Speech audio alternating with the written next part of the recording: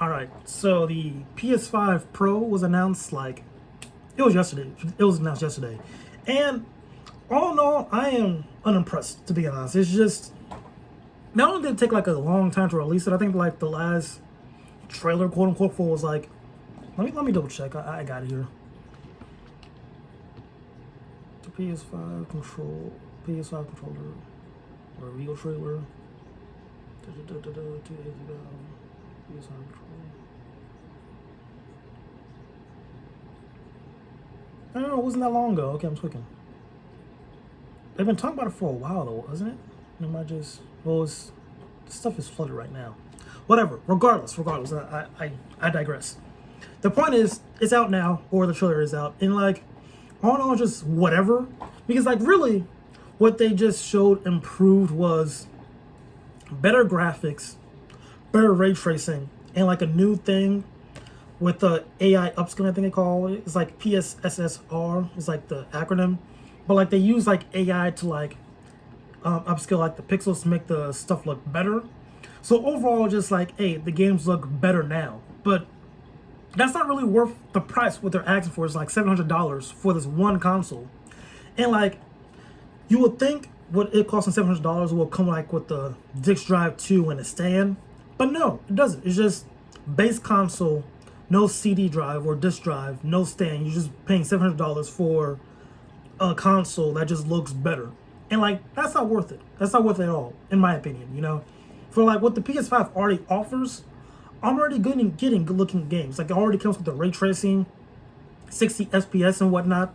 So it's already a decent console. So like what they're offering for extra $200 isn't really worth the price. I feel like if you buy the PS5 Pro, you're a bit slow. I'm not gonna lie to you. Like it's not worth it at all. Like just stick with the PS5, you're straight. Like the only thing I got that was still like around the same price was the PS5 Slim.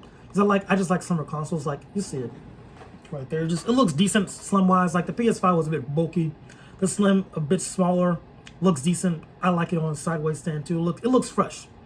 But the PS5 Pro, you're paying $700 for a console that just makes the game looks better. And I feel like nowadays, especially with games, like games always look good. Like I feel like at this point for sure, we got to the peak when it comes to good looking games. Now we're just trying to get like 60 FPS, 120 FPS. Like if a game has 30 FPS, I get it. That's kind of sucky, but 60 FPS nowadays for our modern day console, that's like kind of baseline. That's kind of solid. Now that's the usual, and especially good graphics too. Like that's whatever. I think what PC gamers really want nowadays is just good games, good gameplay. That's all we want. Just fun games to play.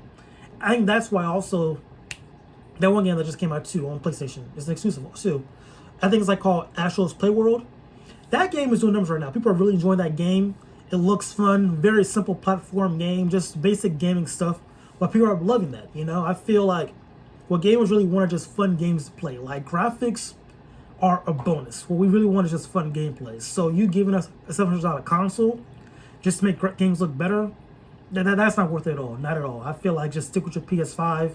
You don't need to waste money on this at all. Like, there's no need for you to buy this one bit. Because, again, like I said earlier, you're paying $700 for a console, but you're not getting a stand or the CD drive. Like, at least... or disc drive. Like at least for a $700 console, better graphics, it should come with the disc drive at least. I feel like that should just be included, but they're trying to make extra cash on top of the extra $200 you're paying for the PS5 Pro. Is just not worth it at all. Not worth it at all. And at that point, if you're dropping $700, you could at least maybe invest in like a okay PC. Well, could you? $700 for a PC, that's budgeting for sure. No. You might as well pay like extra money to get a PC. That's what I'm trying to say. There you go. So yeah, like all in all, just not worth it for the PS5 Pro. Not at all. Especially when it comes to games too. Like we barely have like a lot of PlayStation exclusives, which is like kind of upsetting. Like we have like a couple games. Like we just got like the Astro Playland. That's pretty fun. We then got Final Fantasy Rebirth. That was cool, but that was a couple months ago. Then what else? Final Fantasy 16, but that's coming out. I think it's coming out soon for Steam. But yeah, we got a couple games on the PlayStation 5, but not enough to where it's worth getting the PS5 Pro. I feel like if they were announcing the PS5 Pro, they should have had like another game trailer ready, something new, some like an announcement or something like that. Because Concord flopped pretty hard. Like Concord was going to be a PlayStation 5 exclusive, but that game flopped pretty hard.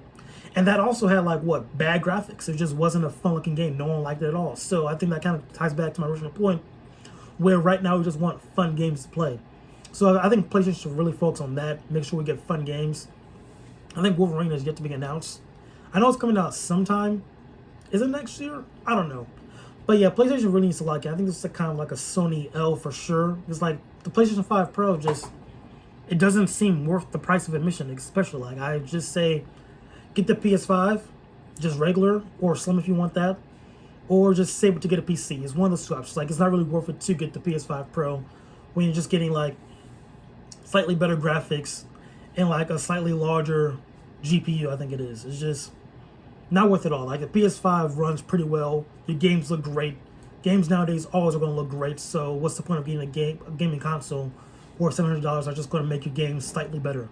Like I think their selling point was you get to choose between, instead of choosing between fidelity mode and performance mode, you could just just have a game that just looks good. And like I guess that's okay, but in reality, like the only major difference was the running at 30 FPS for the fidelity mode. But even then, like performance mode still looks decent too, if you especially have like a decent TV also. So just all in all, not worth the $700 for sure. Just don't waste your money. If you do, you're slow. I'm not even gonna lie to you. But yeah, that's it for this video, bro. Just don't get the PS5 Pro. Not worth it. That's it. Stick to the PS5. And if not, just get a PC. Like yeah, if you want PlayStation games, you're gonna have to wait like a year to get the PlayStation exclusive. And at that point, that's not worth it. So there's still like a reason to get a PS5. But like at this point, like I just need more games. Like give me like one more game this year and I think I'll be set. Well, they did try with Concord and that failed, but Astro was pretty decent too. So like they're Sony's hit or miss right now, I think. They're taking, I think this is like their biggest L for sure. Like Concord was a huge L. But I feel like this PS5 Pro was just like another L on the table. Just another tally mark. But yeah, that's it for this video. Not excited for the PS5 Pro. I'm definitely not going to get it. I think the PS5 is totally worth it right now. Like it's lasted for a long time too, I think. My bad, I'm rambling at this point, but yeah. That's it for this video, and until next time.